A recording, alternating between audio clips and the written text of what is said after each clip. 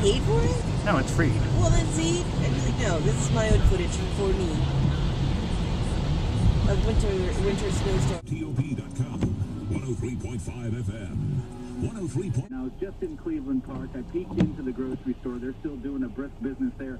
I also decided to check out the Petco store. WTOP Radio. WTOP Sports Time 5:45 to Jonathan Warner. The Caps tonight, 13 in a row if they win. That's right, and they're going to be playing Game On and take on. No specific incidents reported, but gradually we go from a 4-lane road that may show only 2 lanes traveled, from a 2-lane road that shows only one single file. It's better to simply stay in the wheel tracks and follow the list. I get worried when people are like, I'll be right home, and then all of a sudden they're not home.